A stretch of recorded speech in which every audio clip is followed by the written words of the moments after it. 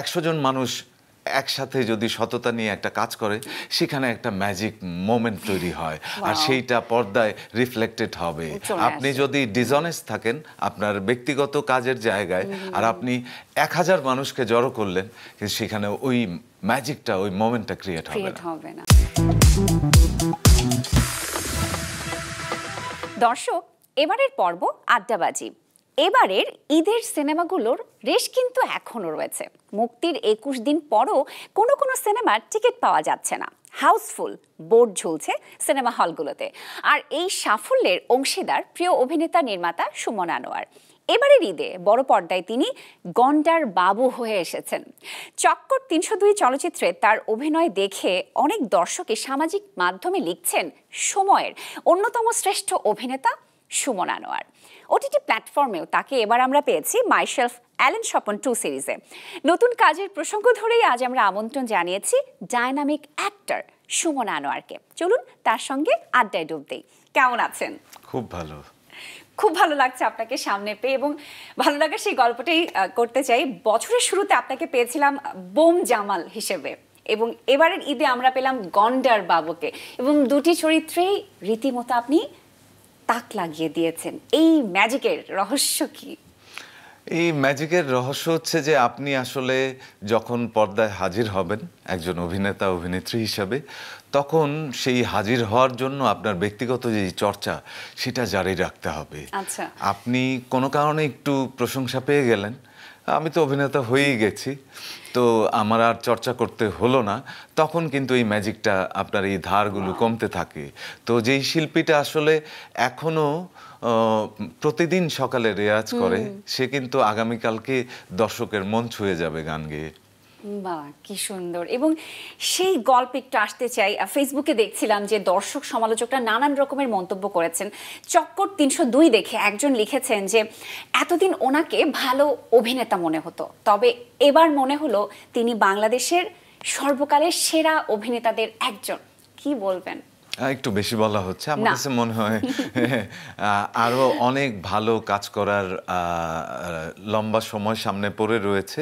এখনই দর্শক আপনারা আমাকে এত প্রশংসায় জর্জরিত করবেন না, কাজটা করতে থাকি। আর আসলে কাজ ভালো হলে নিশ্চয়ই দর্শক তো ভালোবাসবেই। সেই ভালোবাসা হল থেকে বের হয়ে সব ধরনের মানুষ এসে ছুঁয়ে দেখছে, জড়ায় ধরতেছে এবং বলতেছে বাবা তোমার অভিনয় খুবই ভালো লেগেছে, এবং বলছে যে বাংলাদেশের নতুন এক ভিলেনকে পাওয়া যাচ্ছে। তো আমি আসলে অভিনেতা হিসাবে হাজির হতে চাই, কোনো একটা জায়গায় ভিলেন হিরো অথবা এরকম কোনো জায়গায় ট্যাগ নিতে চাই না। এবং নির্মাতা তানিম রহমান অংশু লিখেছেন যে এবারের ঈদে ডার্ক হর্স চক্কর 302 এবং কোনো রকমের আসলে ভিজুয়াল বা ফ্ল্যাশি ভিজুয়াল ছাড়াই শুধুমাত্র স্ক্রিপ্ট এবং এডিটিং এর জোরেই দর্শককে ধরে রেখেছে। আপনার কি মনে হয় একজন দর্শক হিসেবে আসলে চক্কর 302 এর মূল ইউএসপি কি? মূল ইউএসপি আসলে অনেস্টি, সততা। আপনি কতটা সৎ হয়ে একটা কাজ করার চেষ্টা করলেন, এবং সেটা একা আপনি না, এটা তো একটা কম্বাইন্ড আর্টওয়ার্ক। এই টিমের প্রত্যেকে কতটা সৎ থাকলো। তো 100 জন মানুষ একসাথে যদি সততা নিয়ে একটা কাজ করে সেখানে একটা ম্যাজিক মোমেন্ট তৈরি হয় আর সেইটা পর্দায় রিফ্লেক্টেড হবে। আপনি যদি ডিসঅনেস্ট থাকেন আপনার ব্যক্তিগত কাজের জায়গায় আর আপনি 1000 মানুষকে জড়ো করলেন কিন্তু সেখানে ওই ম্যাজিকটা ওই মোমেন্টটা ক্রিয়েট হবে না। নির্মাতা শরাফ আহমেদ জীবনের প্রথম সিনেমা এটি, এবং তিনি নিজেও তো একজন অভিনেতা, আপনিও একজন অভিনেতা এবং নির্মাতা। মজার মানুষ তিনি, আমরা যতটুকু তাকে দেখেছি। আসলে পরিচালক এবং এই যে মজার মানুষ হিসেবে যাকে আমরা চিনি, সেই শরাফ আহমেদ জীবনকে আপনি শুটিং সেটে কেমন ভাবে দেখেছেন? শুটিংয়ে আসলে একজন পরিচালককে আমাদের এরকম প্রশ্ন থাকে, আমাকেও অনেক প্রশ্ন করা হয় যে আচ্ছা পাশের অভিনেতা অভিনেত্রীকে যে সুমন আনোয়ার কতটা রাগী বা উনি কতটা এরকম।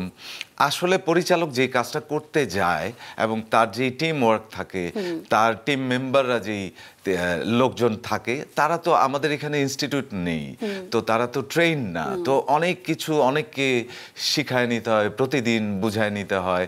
তো বারবার বলে বলে একটা কিছু শিখতে না পারলে, একটা কিছু আপনি যখন বুঝবেন না, তখন নিশ্চয়ই যে পরিচালক নৌকাটা চালাচ্ছেন তার জন্য এক ধরনের একটা বিরক্তির জায়গা তৈরি হবে এবং সে হয়তো শাউট করবে, লাউড হবে, হবে, আদারওয়াইজ তো এই সবাইকে রক্ষা করে আপনার যেই লক্ষ্য সেই জায়গায় পৌঁছানো যাবে না। তো জীবনও আমার মতো এরকমই, যে আসলে যখন যে কাজটা করে সেইটার মধ্যেই থাকতে চায়।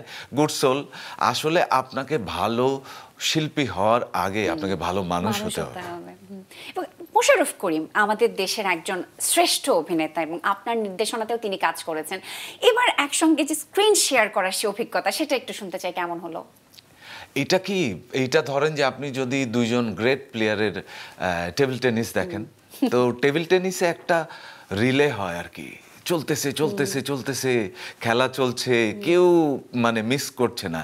একটা সময় কেউ না কেউ তো মিস করবে, হ্যাঁ, বলটা ড্রপ করবে। তখন স্টেডিয়াম যেরকম একটা গুজবাম হয়, ওদের একটা ছোট্ট শাউট হয় এবং পুরো স্টেডিয়াম কেঁপে ওঠে। কিন্তু তো অ্যাক্টিং কাইন্ড অফ আপনি এবং আমি, আমাদের এই যে একটা বল ছোড়া এবং রিসিভ করা, মানে রিয়াক্ট করা, অ্যাক্ট করা না। তো মোশাররফ করিম সাচে অ্যাক্টর যে আসলে সেটে এসে একটা বিউটিফুল বা অনেক ভারী দৃশ্যকে অনেক লাইট হালকা করে দেয়।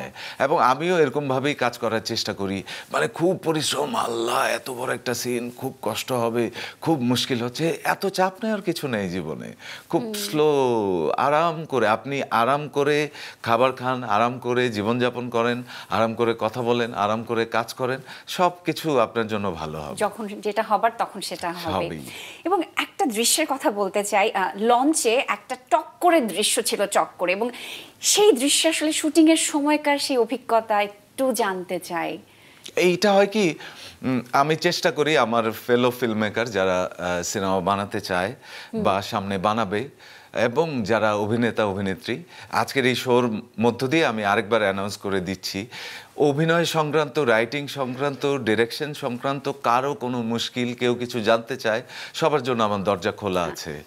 যে কেউ আমাকে নক করলে আমি তাকে হেল্প করতে চাই। তো আমি কোভিড চলাকালীন সময় বাসায় ছিলাম, এবং যত এইরকম জুনিয়র আর্টিস্ট যারা ছিল, আমার জুনিয়র আর কি, জুনিয়র আর্টিস্ট বলতে মানে আমাদের এখানে একটা টার্ম আছে যে জুনিয়র আর্টিস্ট যারা ব্যাকগ্রাউন্ডে কাজ করে, ওরকম না, মানে বয়সে আমার জুনিয়র আর কি, তাদের কথা বলছি।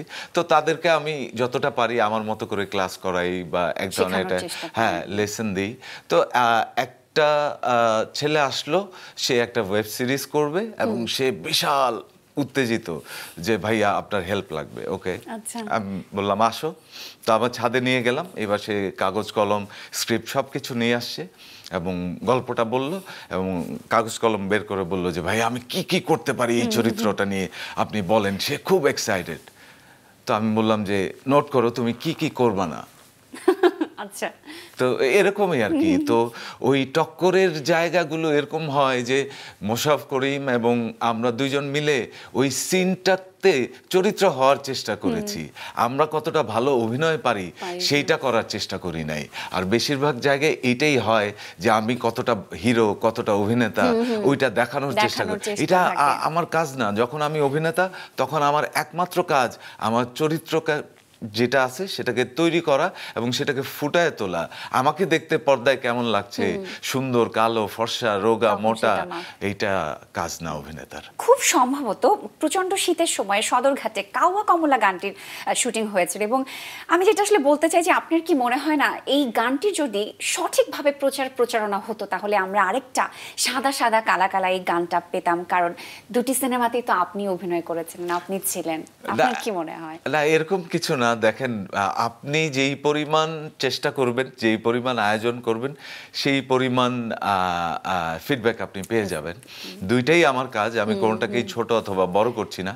কিন্তু সাদা সাদা কালা কালার পরিশ্রমের মতো কাওয়ার যেই পরিশ্রম, ওই পরিমাণ পরিশ্রম আমরা করি নাই। আরো পরিশ্রম করলে আরো এখানে কিন্তু যদি আমি যে প্রচারণার জায়গাটা একটু জানতে চাই, সাদা সাদা কালা শুধু কালা প্রচারণা দিয়ে হবে না। আপনি কি পরিমাণ তৈরি করলেন, ওইখানে কি পরিমাণ কাজটা করলেন, আপনার কাজ, গল্প সেইটা যদি ভালো না হয়, আপনার সিনেমার বাজেট 1 টাকা, আপনি প্রচারণায় 10 টাকা খরচ করলেন, লাভ কি? আপনার ওই 10 টাকা আপনি সিনেমায় খরচ করেন। আপনার কাজটা যদি ভালো হয়, এটা আপনাকে অনেক মাইকিং করতে হবে না, লোকেরা মুখে মুখে আপনার কাজটা নিয়ে মাইকিং করবে। গন্ডার বাবু একটা কথা বলেন যে খারাপ মানুষ হইতে পারি, কিন্তু মানুষ তো।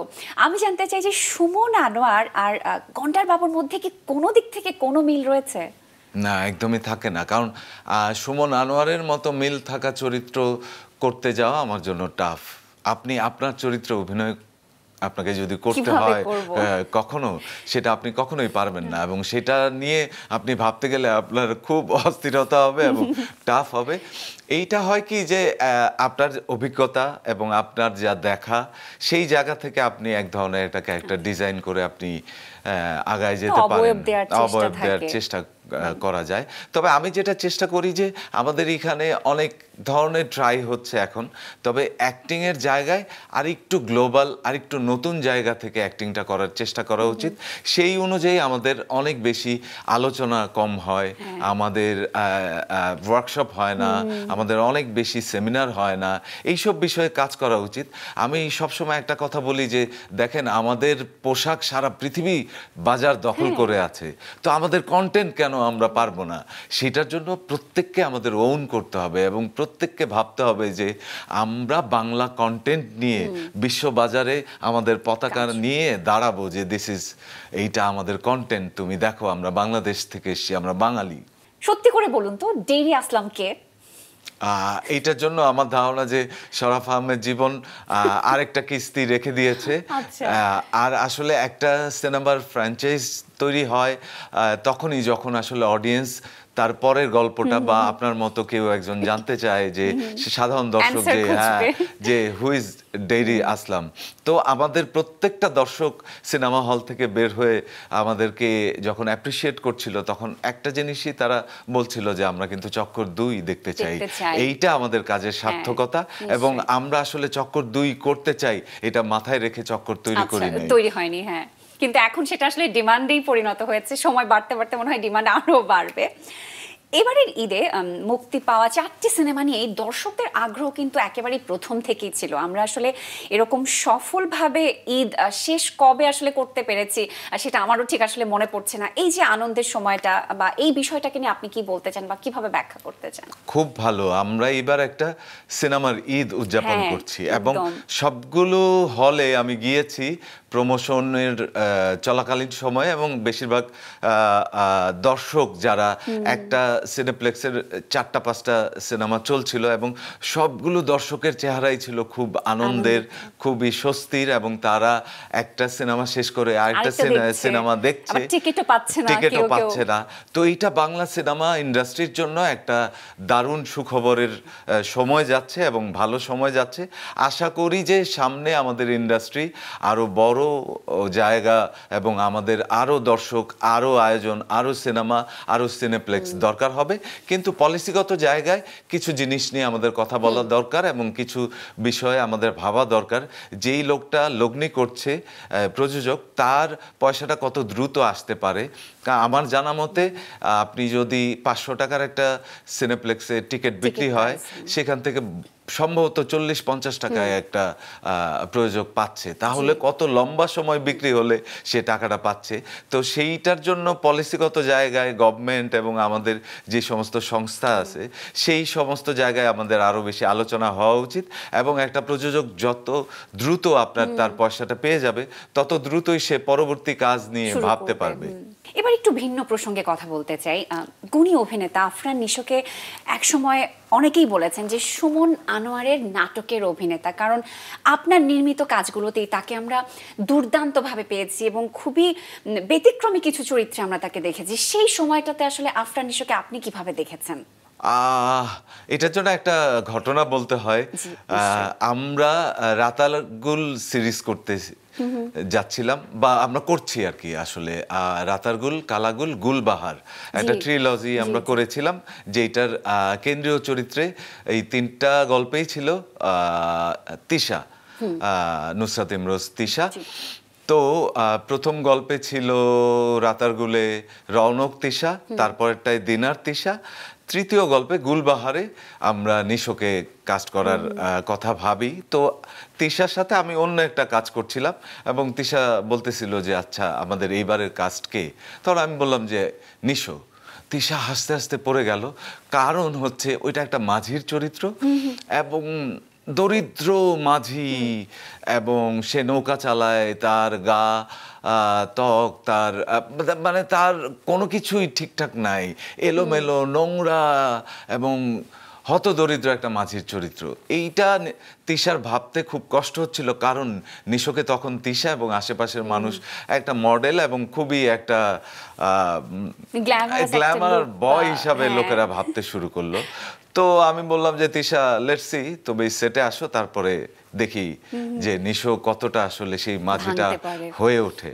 এবং সত্যি তিশা যখন প্রথম মানে সেটে নিশোকে মিট করে, অনেকক্ষণ তাকায় ছিল আর আমার দিকে এরকম ভাবে তাকাইলো। আমি বললাম ক্যারেক্টারটা করো, পরে আলাপ হবে। তো ওই নিশোর ভিতরে ওই গল্পের চরিত্রের এই জায়গাগুলো আমরা নিজেরা মিলে কথা বলতে বলতে এক ধরনের ওর মধ্যে ক্ষুধা তৈরি হয়, এবং সে অভিনেতা হিসাবে এই জার্নিটার মধ্যে ঢুকে পড়ে। এবং মাশাল্লাহ এখন এইবার ঈদে ওর দাগি খুব ভালো কাজ করছে, এবং এত লম্বা সময় পরে একটা পারফর্মার, প্রায় 2 বছর পরে বড় পর্দায় ফিরে আসা। বহু পারফর্মারের বেলায় সে ফ্রাস্ট্রেটেড হয়ে যেত, ফিরে আসার এই শক্তি পেত না। Nisho such a powerful performer, যে ভাবে যে আমি ঠিকঠাক ভাবে আবার এখানে হাজির হব, সে গল্প চরিত্র এগুলো নিয়ে ভাবে। That's good, beautiful. এবং এবারের ঈদে আসলে অন্যতম আরেকটি আলোচিত সিনেমা দাগি। আফরান নিশোকে আসলে এই সিনেমাতে আপনি কেমন ভাবে আবিষ্কার করেছেন, নতুন ভাবে কিভাবে দেখেছেন? আপনি তো হলে গিয়ে সিনেমাটি দেখেছেন। নিশো খুব ভালো করেছে, এবং এইটা সকল প্রশংসার দাবিদার অবশ্যই শিহাব শাহীন। শিহাব শাহীনের স্টোরি টেলিং, তার প্রোডাকশন ডিজাইন, ফিল্ম সব কিছু খুব দুর্দান্ত ছিল। এবং নিশোর এই গল্পের মধ্যে অনেকগুলো লেয়ার ছিল, এবং এই লেয়ারের ভেতর ও চরিত্রটাকে দিয়ে আমাকে সেই জায়গায় নিয়ে যেতে পেরেছে যেখানে শিহাব শাহীন নিয়ে যেতে চেয়েছিল দর্শকদেরকে। এবং মাশাআল্লাহ, বিউটিফুল। এবং শাকিব খানের সর্বশেষ সিনেমা তুফানে আপনাকে আমরা দেখেছি। এবারের ঈদে তো শাকিব খানের বরবাদ সিনেমা আমরা সবাই মিলে দেখেছি। এটা কি আপনি হলে গিয়ে দেখেছেন? আমার এখনো সময় হয়ে ওঠে, বাকি সিনেমাগুলো আমি খুব দ্রুত দেখে ফেলবো। এবং যতটুকু শুনেছি, রায়হান রাফি পরিচালিত কোরবানির ঈদের নতুন যে সিনেমা তাণ্ডবে আপনি নাকি একটি ইতিবাচক চরিত্রে কাজ করতে যাচ্ছেন বা করছেন, বিষয়টা কি সত্যি? সব শোনা কথায় বিশ্বাস করতে হয় না, তবে এইরকম ধরেন আমরা তো একটা বড় ইনভেস্টমেন্টে কাজ করি, এগুলো অ্যানাউন্সমেন্ট কিছুটা প্রোডিউসার লেভেলে থাকে, ডিরেক্টর লেভেলে থাকে। তবে আপনি যেরকম প্রশ্নটা করেছেন তার কাছাকাছি উত্তরটা। ওকে, তাহলে একটু ওই প্রত্যাশা আমাদেরও থাকতে হবে আর কিছুদিন। এবার অনেকেই আসলে বলছেন যে ঈদের সিনেমাতে এমন বড় বড় বাজেটের সিনেমা আমরা দেখেছি, সে কারণে ওটিটি প্ল্যাটফর্মের কাজগুলো বা নাটকগুলো সেই অর্থে কিন্তু আলোচনায় আসছে না। যেমনটা যদি আমরা মাইশেলফ অ্যালেন স্বপ্নের কথা বলি, খুব বেশি ইতিবাচক একটা রিয়াকশন বা প্রতিক্রিয়া কিন্তু আমরা দর্শকের থেকে পাচ্ছি না। এই বিষয়ে আসলে কি বলার আছে? বড় পর্দা বা ফিল্ম ইন্ডাস্ট্রি যখন কাজ করবে, যখন ওইটার উন্মাদনা আজকে এই 21 ডেজ প্রবাবলি চলছে, এবং এইটা আশা করি কোরবানি ঈদ পর্যন্ত চলুক, এই ধারাবাহিকতা চলতে থাকলে তখন অন্যান্য মিডিয়ামগুলো একটু কম আলোচনায় আসবে, এটাই স্বাভাবিক। সেক্ষেত্রে অ্যালেন স্বপন নিয়ে খুব আলোচনা হচ্ছে, প্রশংসা পাচ্ছি এবং দর্শক দেখতেছে। আর যদি আপনি বলেন টেলিভিশন অথবা ইউটিউব প্রোডাকশন, তো টেলিভিশন তো তার টেলিভিশনকে নিয়ে ভাবছে না, এবং ইউটিউব প্রোডাকশনের যেই ফিকশন, সেখানে গল্পের বৈচিত্র্য নেই। একজন পাত্র একজন পাত্রীকে নিয়ে একটা পোস্টার হচ্ছে, এবং সেই নাটক গত 10-15 বছর ধরে চলছে। আমরা যখন থেকে টেলিভিশনে ফিকশন করা বাদ দিলাম, তারপর থেকে তো ওই একই সার্কেলে একটা ফিকশন চলছে। তো এই জায়গা থেকে বের হয়ে আসলে ঈদের এত আয়োজনের মধ্যে আপনি যদি ঠিকঠাক গল্পটা নিয়ে হাজির হন, দর্শক ঠিকই আপনার টেলিভিশন, ইউটিউব প্রোডাকশন অথবা ওটিটি সেটা খুঁজে নিবে। সো দরকার হচ্ছে যে আপনার আয়োজন, আপনার সততা এবং আপনার ঠিকঠাক গল্প। আপনি শেষবার যখন বিনোদন সারাদিন এসেছিলেন, আপনি বলেছিলেন যে 2025-এর শুরুতেই আসবে মির্জা, মোশাররফ করিম অভিনীত এবং আপনার পরিচালনায় ওয়েব ফিল্ম। আপডেটস জানতে চাই, কবে দেখবার, কতদিন অপেক্ষায় থাকতে হবে? এইটা এখনো কিছু কাজ চলছে। একটা সিনেমার পিছনে তো অনেক আয়োজন থাকে, নানা ধরনের ব্যাকগ্রাউন্ডে কাজ থাকে, আপনার পোস্ট প্রোডাকশনে কালার, মিউজিক, এডিট, নানান কিছু থাকে। আর এইটার সাথে আসলে লগ্নিকারী প্রতিষ্ঠানের নানান ইস্যুস থাকে, তো তাদের বেশ কিছু ইস্যুস সলভ করার জন্য একটু সময় লাগছে। আশা করি খুব দ্রুত দর্শক দেখতে পাবে এবং খুব উপভোগ করবে মির্জা। আমরা তো আসলে বর্তমান সময়ের গল্প শুনছি, নতুন নতুন কথা শুনছি, নতুন কাজের গল্পে উৎসাহিত হচ্ছি। তবে এটা বলতে হয় যে এবার চৈত্র সংক্রান্তির সেই দিনটি আসলে আপনার জন্য বেশ শোকাবহ ছিল। আপনার বাবা শ্রদ্ধেয় এমদাদ হোসেনকে আপনি হারিয়েছেন। বাবার কোন স্মৃতিগুলো খুব মনে পড়ে এখন? আহ, আহ, উম, অনেক কিছু মনে পড়ে। সো আমি বলতে চাই যে আরেকটু সময় হয়তো বাবাকে দেয়া যেত, আরেকটু কথা আমি বলতে পারতাম, আরেকটু বেশি ব্যস্ত থাকি আমাদের কাজের জায়গায়। আমি হয়তো এরকম ভাবনার মধ্যে ছিল যে একটু সময় বের করে বাবার সাথে ঘুরে বেড়াবো, গল্প করব। এইটা আসলে এখনো যাদের বাবা তার পাশে রয়েছে তাদেরকে আমি বলতে চাই যে এরকম সময় করে ডিজাইন করে বাবার সাথে কথা বলা যায় না, বা ওই মুহূর্তটা কাটানো হয় না। যখন মনে হয় তখনই যেন কথাটা বলে ফেলা যায়। আর দর্শকদেরকে বা আমার পরিচিত মানুষ আপনাদের সকলকে বলবো আমার বাবার জন্য দোয়া করবেন, তিনি যেন ভালো থাকেন ও পারে। নিশ্চয়ই। আর যদি জানতে চাই যে বাবার শেখানো কোন কথাটি আপনি সবসময় মেনে চলতে চান জীবনে?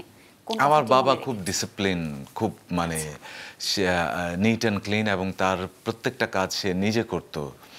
তো আমিও আমার বাসায় সমস্ত কাজগুলো নিজে করার চেষ্টা করি। আমার মা, আমার বোনকে আমি খুব একটা আমার কাজের জন্য সময় ব্যয় করতে দিই না। সেটা আসলে আমার জামা কাপড়, আমার খাবার তৈরি করা, বা ইভেন তাদের কিছু কিছু কাজ আমি করে দেওয়ার চেষ্টা করি বাসায়। তো এইটা আমাদের দেশের ছেলেদের এরকম একটা ভাবনা, মাইন্ডসেট আছে যে বাসার মেয়েরা শুধু কাজ করবে আর ছেলেরা বসে থাকবে। সেই জায়গা থেকে একটা প্রতিবাদ স্বরূপ আমার ফ্যামিলি এবং আমার আত্মীয় স্বজনরা যেন জানতে পারে, বুঝতে পারে যে আমার মা, বোন এবং আমার আশেপাশের নারীরা বসে থাকবে, আমরা কাজ করব। কি চমৎকার ভাবনা! এই ভাবনার রেশ ধরেই আপনাকে অনেক অনেক ধন্যবাদ জানাতে চাই, এবং কথা বলে ভীষণ ভালো লাগলো। বিনোদন সারাদিনে আসবার জন্য অসংখ্য ধন্যবাদ আপনাকে। থ্যাংক ইউ আপনাকে। দর্শক, চক্কর দেখবেন, এখনো ঈদের সবগুলো সিনেমা খুব সুন্দরভাবে চলছে আপনার পাশের প্রেক্ষাগৃহে। আপনি চক্কর সহ আরও ঈদের অন্যান্য যেসব সিনেমা আছে সেগুলো দেখতে পারেন। ধন্যবাদ সবাইকে।